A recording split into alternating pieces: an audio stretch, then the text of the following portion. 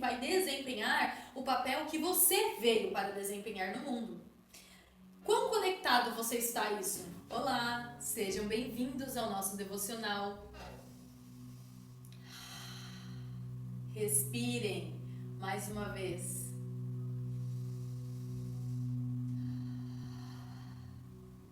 Que maravilha podermos compartilhar mais um momento, mais um pouco da palavra de Deus. Hoje a palavra está em 2 Timóteo 4:5 e diz assim: Você, porém, seja moderado em tudo, suporte os sofrimentos, faça a obra de um evangelista, cumpra plenamente o seu ministério. Essa passagem fala sobre uma carta que o apóstolo Paulo escreveu a Timóteo, encorajando a seguir o caminho de Paulo e levar a mensagem do reino, o evangelho, para todas as pessoas. E Paulo, ele dá um conselho bem importante. Você, porém, seja moderado. Moderado. O que significa isso? Sermos pessoas que não praticam os excessos. Sermos pessoas que não praticam o desperdício. Seja ele desperdício de tempo, de comida, de força, de energia. Seja ele desperdício de expectativas, desperdício de tristeza, desperdício de raiva. É importante que nós consigamos entender sobre isso para que possamos aplicar em nossas vidas. O apóstolo Paulo suportou muitas coisas para cumprir a missão dele, para cumprir e levar o evangelho, levar o conhecimento sobre o reino para as pessoas às quais ele teve contato. Ele suportou fome, ele suportou naufrágio, ele suportou a prisão, ele suportou violência, ele suportou intolerância, ele suportou rejeição.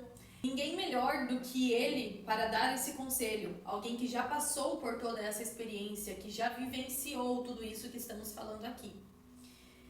O suporte os sofrimentos, faça a obra de um evangelista. O que isso quer dizer na prática? É pra gente ficar sofrendo, vivendo com dor? Não.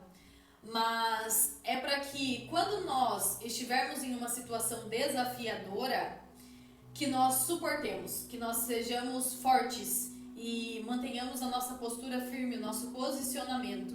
O posicionamento liberta e libera propósito. Portanto, durante os períodos de adversidade, quem é você? Você é a pessoa que se desespera, fica em choque e não consegue resolver nada. Você é aquela pessoa que desiste porque estava muito difícil e você já perdeu a esperança de que daria certo? Ou é a pessoa que enfrenta, que vai para cima do desafio e não para até encontrar a solução para ele, até que encontre a solução para esse problema? O Thiago Brunet fala uma frase no livro que é: o que você chama de problema, Deus chama de treinamento. E se todos os problemas que nós passamos durante a nossa vida fossem ou foram um treinamento para nós sermos quem somos hoje, para que nós tenhamos acesso à promessa de Deus para as nossas vidas? Se você não tivesse passado por esse problema específico que você está lembrando agora, você seria quem é hoje? Cada vez que nós superamos um desafio, que nós passamos por um problema e o solucionamos, nós nos tornamos mais fortes, nos tornamos mais experientes. E essa nossa experiência não é à toa. Deus faz isso para nos capacitar, porque Ele já sabe que as pessoas aprendem através do exemplo. Então, é muito melhor que nós, que vamos falar sobre a superação dos problemas, já tenhamos uma experiência em relação a isso, já tenhamos vivido esse problema, superado ele, encontrado uma solução. Claro que cada caso é um caso. Então, em muitos momentos, as pessoas não vão ter a mesma solução ou a nossa solução não será suficiente para o problema daquela pessoa, mas será um norte, será um caminho, será uma motivação. Porque se nós superamos um problema parecido, a pessoa também conseguirá superar, também será capaz de fazer isso. É importante que nós tenhamos isso em mente, porque muitas vezes nós superamos os nossos problemas e guardamos só para nós. Mas não é para isso que Deus nos coloca no nosso caminho. Deus coloca os problemas no nosso caminho para que a cada superação, a cada desafio vencido, superado, nós testemunhemos isso, contemos para as pessoas ao nosso redor e a partir disso as pessoas se inspirem e enfrentem os seus problemas também. O problema, quando você o resolve, você se torna mais forte, é inevitável.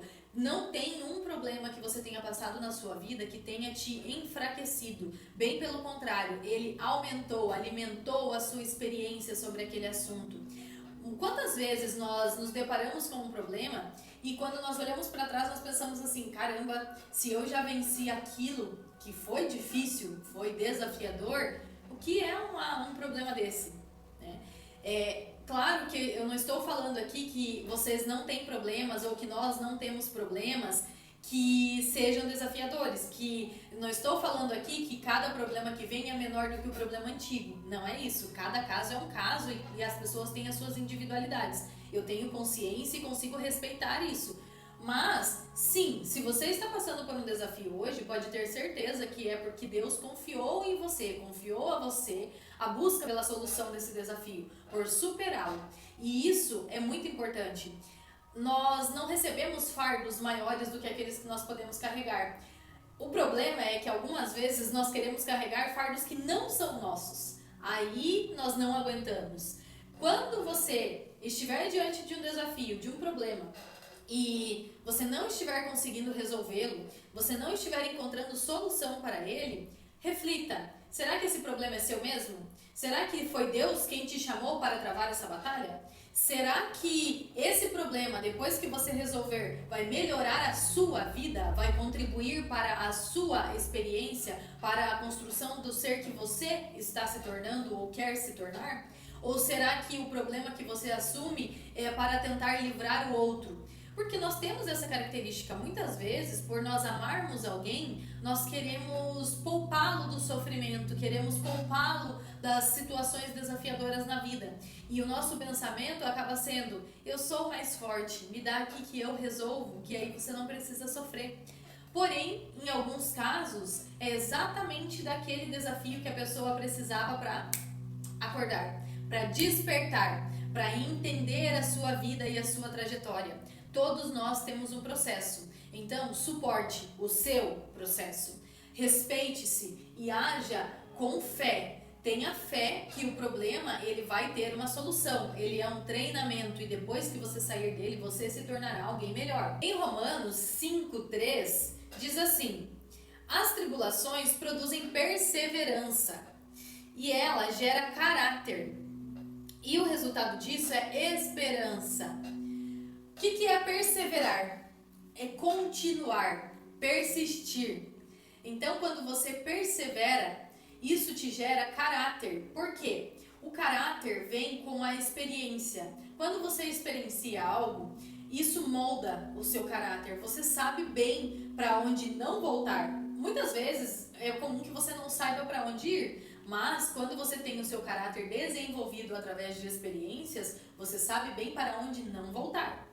Então, com essa experiência, com esse caráter desenvolvido, é gerado dentro de nós esperança. Esperança porque quando nós superamos o desafio, nosso caráter é moldado através dele, nós temos esperança para viver sabendo que todos os desafios que vierem até nós podem ser solucionados, podem ser enfrentados e vencidos. Muitas vezes nós temos a noção de que o processo dói.